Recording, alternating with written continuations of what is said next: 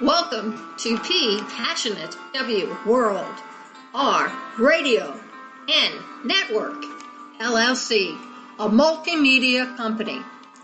Ann Arbor, Michigan, Boston, Massachusetts, Liverpool, England, Melrose, Florida, Los Angeles, California, Fullerton, California, Washington, D.C., Chicago, Illinois are one of the many broadcast homes of PWRN, a multimedia company. The world in your hands. And now, without further ado, let me present to you one of our many hosts and their programs. Well, good evening, one and all. This is Flash Silvermoon, speaking to you from Melrose, Florida. And tonight's show, I thought, given our proximity to Halloween, that I would read the story of my first awesome black cat. His name was Pearl Bailey. And I think you'll enjoy her story. She's the queen cat, that was for sure. And just a word about black cats and black animals. If you are wanting to adopt, and I highly encourage you to adopt, do get black animals if you can, because they are the last to be adopted. People's prejudice, you know. I have a black dog, and she's wonderful.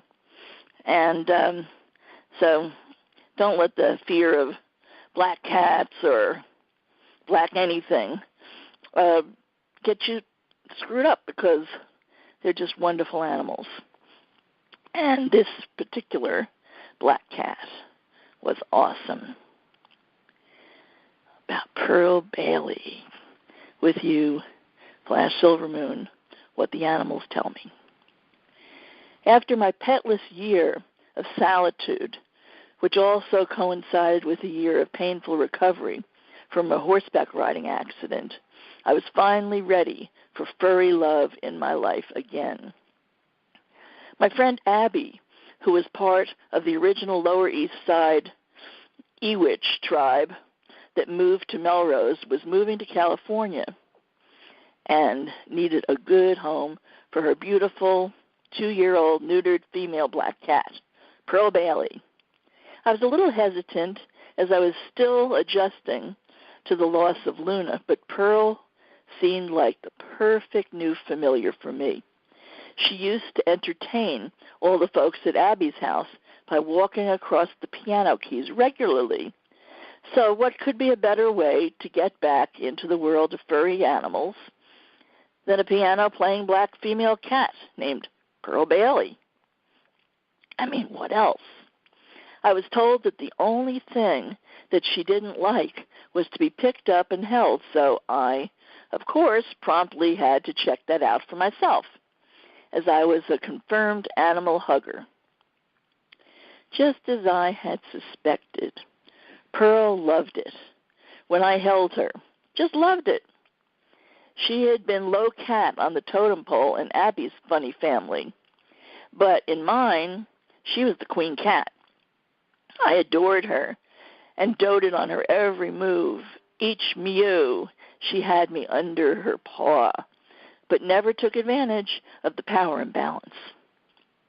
There wasn't a night that went by that she didn't sleep on my chest, purring me to sleep.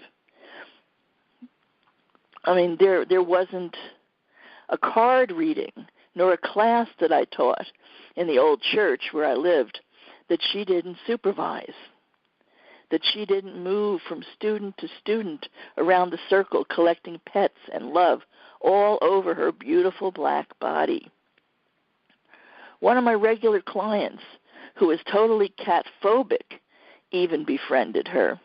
Little by little, I let the woman get used to Pearl's presence at her readings, until it got to the point that if Pearl, for some reason, had another agenda, the woman pouted and looked bereft until her one cat friend returned for duty. As a matter of fact, many clients began feeling like they didn't get a real reading unless Pearl was there too. I was not a human chauvinist. I knew my place, and Pearl knew hers. For 1 year, it was Pearl and me, and we loved it that way until the wild big puppy named Moonshadow came to live with us. I knew that I had wanted another shepherd, as Luna had made me fall in love with the breed, but I was taking my time till I really felt up to having a dog again. Pearl and Mooney had a hilarious relationship in the beginning. Pearl, having been a solo queen for the year, was just not sure about this gangly mess of big ears and legs that seemed to crash into everything. Mooney, on the other hand, was totally curious about this smaller furry thing that hisses. Together, they sort of forged a Tracy Hepburn-type relationship. Pearl would hold court on top of her favorite chair, and Mooney would walk by pretending not to notice her, and then take a quick, well-planned sniff. Pearl, on the other hand, would wait till Mooney was almost past her, and then swat Moon's butt with her paw. This feigned animosity gave way to out-and-out fondness between them. Pearl gave Moon basic training in cat etiquette, or catechit, as I call it, and she never forgot it with any other new cat that came to live with us.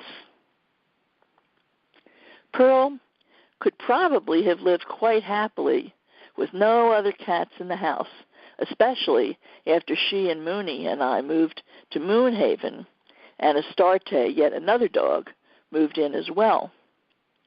Moon taught Astarte how to be cat savvy, as she was a little rough around the edges with other animals, being part pit bull, Rhodesian Ridgeback, and lab. But this is Pearl's story, and it is an amazing one for sure. Never was there a more psychically attuned cat.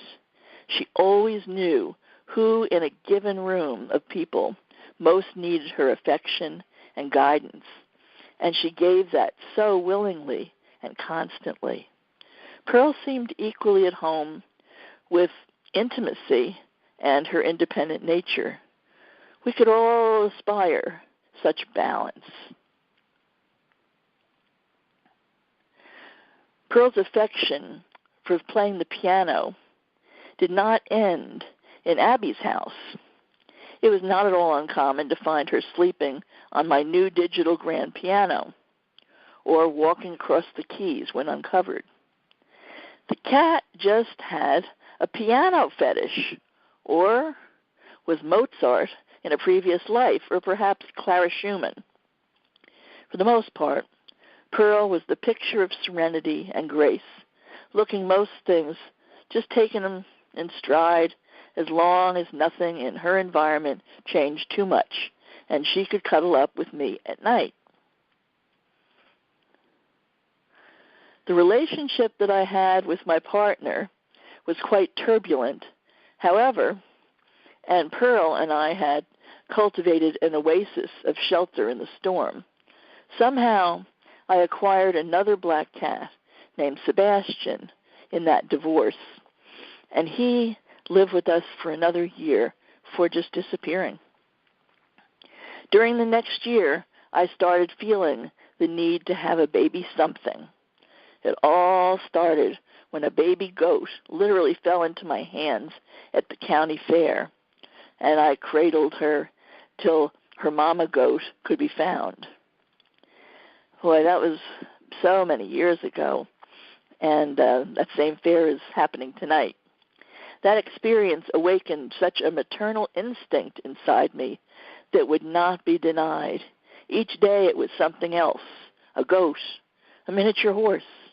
Finally, I settled on the idea of a pair of kittens. It all seemed simple enough and quite doable, compared to a miniature horse.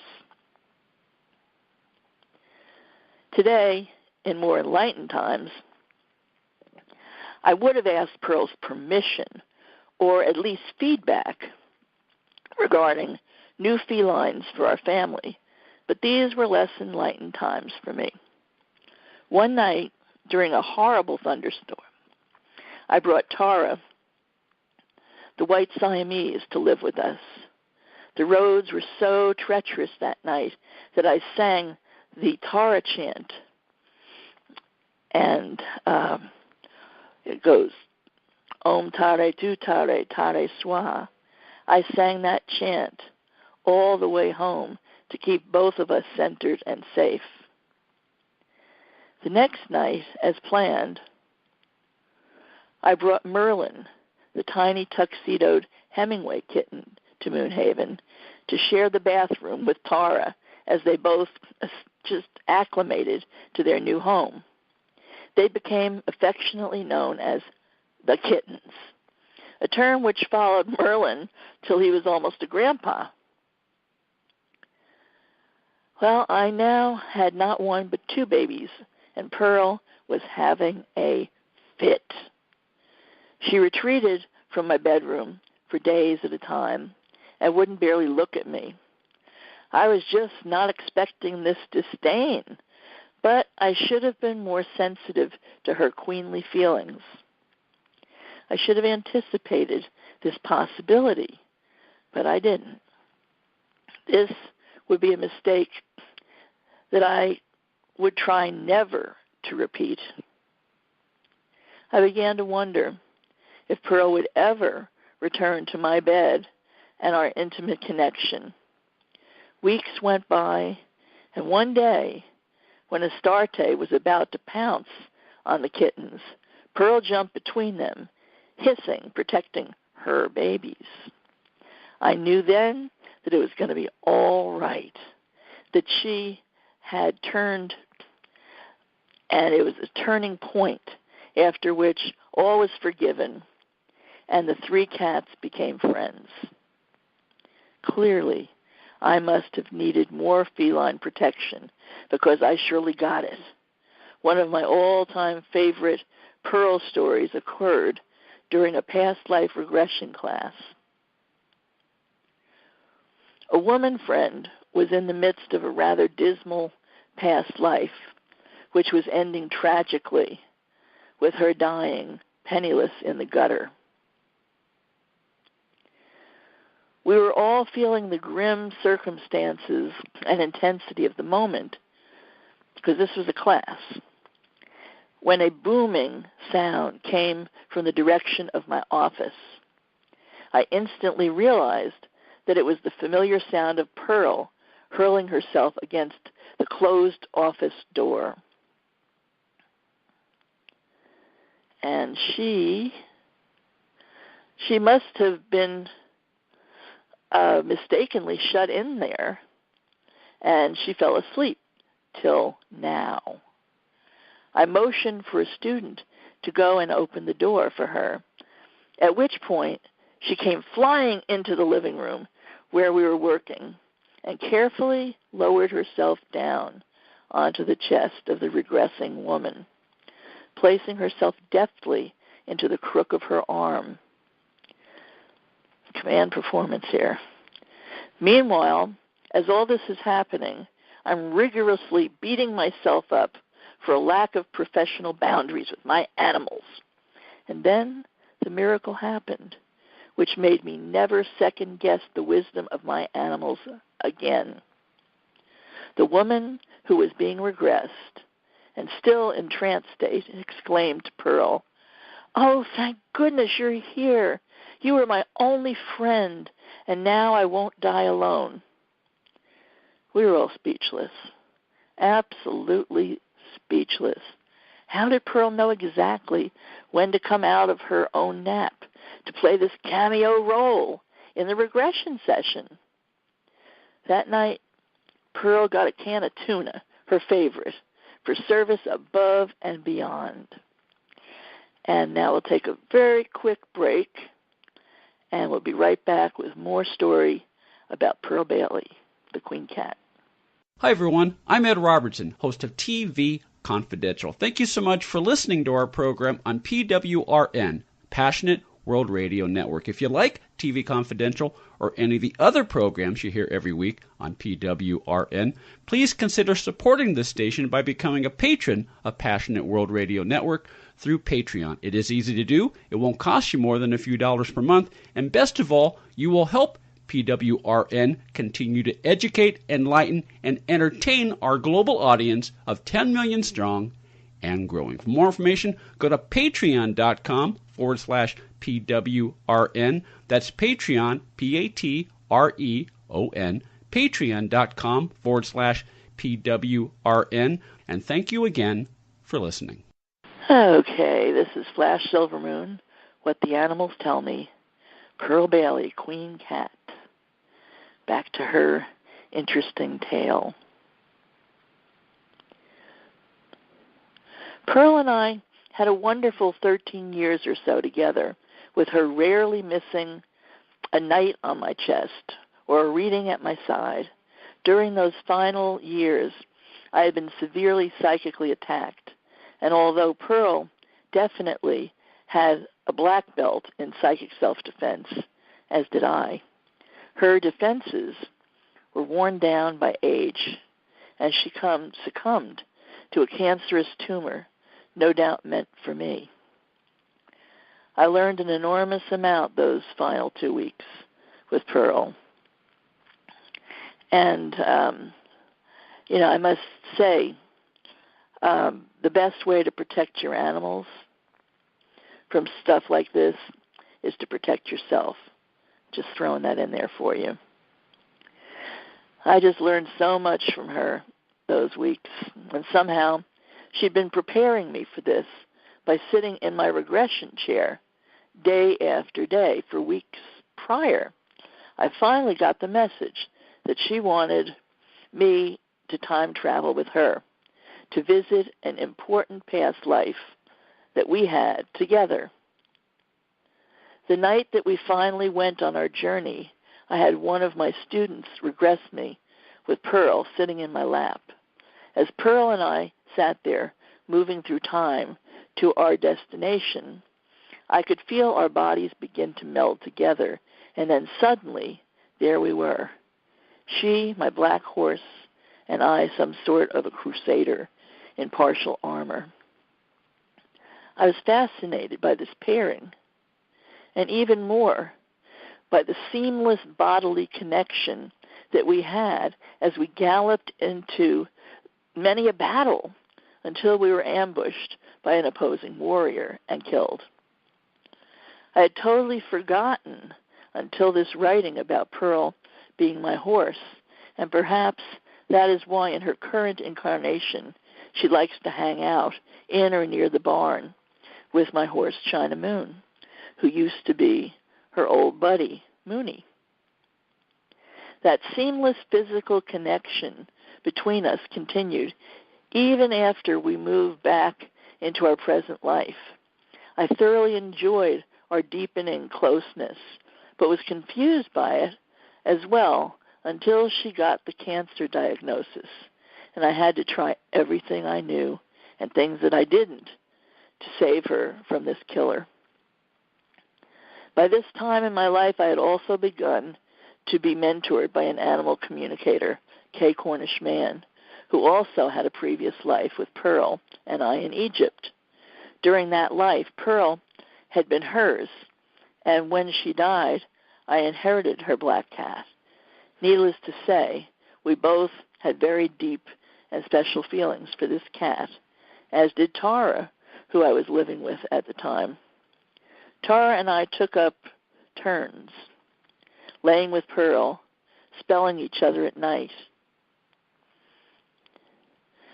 because, we didn't want her to stop breathing and not have someone there with her. I remember becoming acutely aware of the sound of Pearl's shallow breath against my cheek. I had tried so many healing modalities for her, but to no avail. One night, near the very end of Pearl's life, I can remember Kay coaching me on the phone as I did psychic surgery on Pearl. I had never done this before and could amazingly feel exactly what I was doing because since the regression, I could feel everything that Pearl did. Clearly, that was the reason that I had to become one with her body.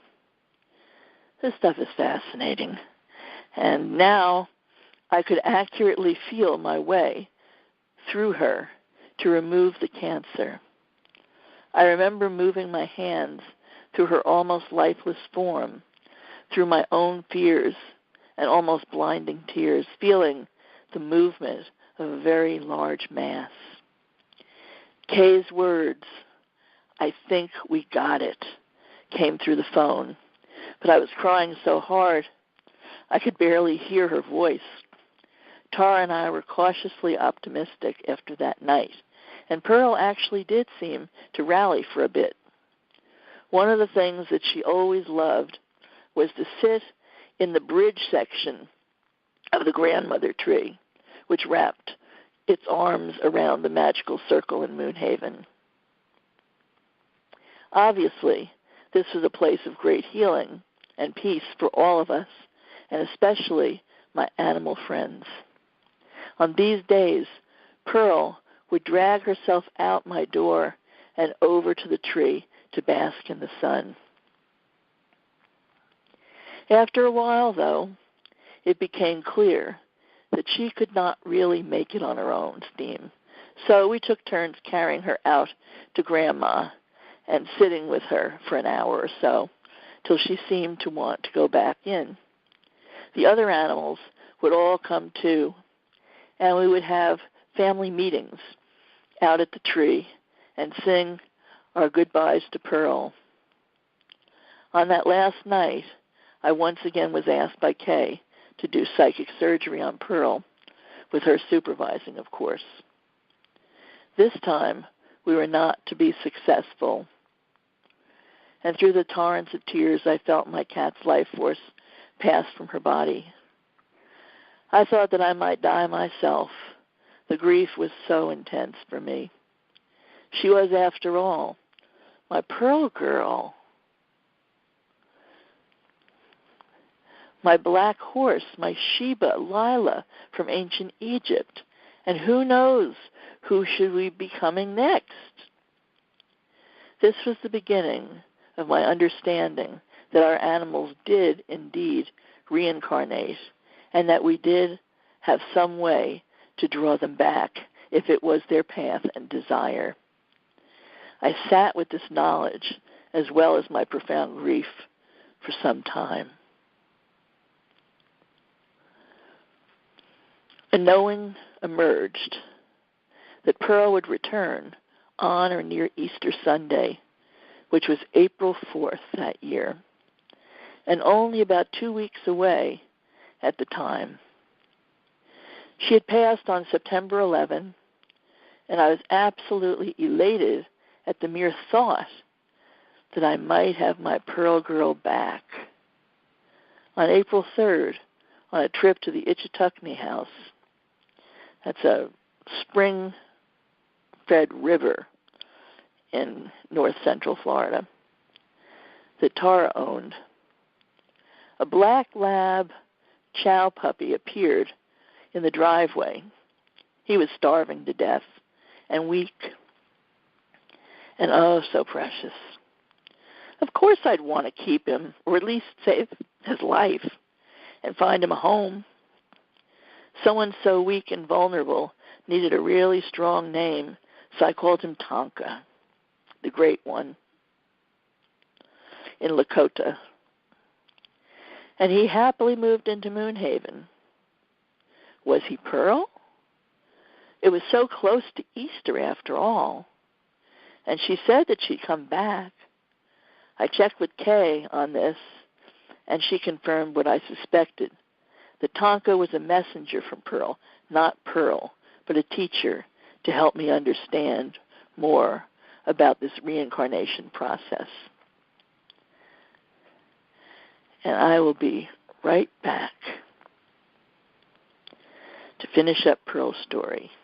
Hi, everyone. I'm Ed Robertson, host of TV Confidential. Thank you so much for listening to our program on PWRN, Passionate World Radio Network. If you like TV Confidential or any of the other programs you hear every week on PWRN, please consider supporting this station by becoming a patron of Passionate World Radio Network through Patreon. It is easy to do. It won't cost you more than a few dollars per month. And best of all, you will help PWRN continue to educate, enlighten, and entertain our global audience of 10 million strong and growing. For more information, go to patreon.com/PWRN. That's Patreon, Patreon, patreon.com/PWRN. And thank you again for listening. Okay, this is Flash Silvermoon coming back with you to finish up the story of Pearl Bailey, Queen Cat. On April 4th, Easter Sunday, one of my tarot students called me and told me that her friend's cat just had a litter and that she, in fact, had a black female kitten that might be mine. After all, the children of that house had named each kitten after a jewel, and this tiny black kitten with some silvery sprinkles on her hair was being tentatively called what else but Pearl. I went to meet this kitty to feel her for myself and was deliriously happy to feel my Pearl in my hands again. The peace that came over me. Oh, my goodness. I just felt it through and through, from not only believing in reincarnation, but knowing that my little love had returned. It was beyond description. This time, I would have the pleasure of also knowing her as a kitten. Pearl's reincarnation, Jasmine, was born. My Jazzy Jazz on Easter Sunday, just like she promised. And that's the end of Pearl's specific story. But in terms of your animals reincarnating, they don't always come back with the same personality or color. The silver in her fur was almost a hint of her ancient nature. And she really felt really close to me, but she was much more independent than Pearl was. And it took a while for me to really get over the fact that this black cat, even though she reincarnated from Pearl, did not have the same personality. And it was a very interesting and long, loving relationship that she and I did have, but we had to really do some work. I had to learn to just love her for who she was, not who I thought she should be. And I would say that that was a real learning for me regarding relationship in general. I learned a lot. For all the animals that I have raised, each one is a brilliant teacher. And a lot of people have been losing animals, losing people too, for that matter, during these times. And as we approach Halloween, the veil is thin, which means that the spirits are much more busy, let's just say, at this time. And so if you're feeling like you've just had a loss and that you need to see if you can connect, that's one of my specialties, actually, is basically being a medium for the animals to help people reconnect with their animals that have passed so that they can ideally reconnect. And just because you want them to reincarnate with you, it has to be their path as well. And when that's, because they usually want to, but occasionally it's just not their path. So you have to be both open to that and realistic about that too. But a lot of times they want to come back to their families. And should you want to reach me, you can find me at flashsilvermoon.com to work with you or your animals. And just because you may not live around the corner and be able to just come by, there's plenty that we can do on the phone and with pictures, etc. Not a hard thing to do at all. It's nice to be able to move through time and space, which is what we're doing now on the air. It's an interesting phenomena that I can sit here at my computer and have a nice long chat with you on this magical day. So I hope that you've all had a good evening, and this is Flash Silvermoon signing off. Have a blessed evening. Thank you for listening to Passionate World Radio Network, a multimedia company. You can listen to this program all over again at PassionateWorldRadioNetwork.com, Facebook.com/PWRN, Twitter.com/PWRN, GooglePlus.com/PWRN. Distinguish yourself from the ordinary. And remember, please keep listening.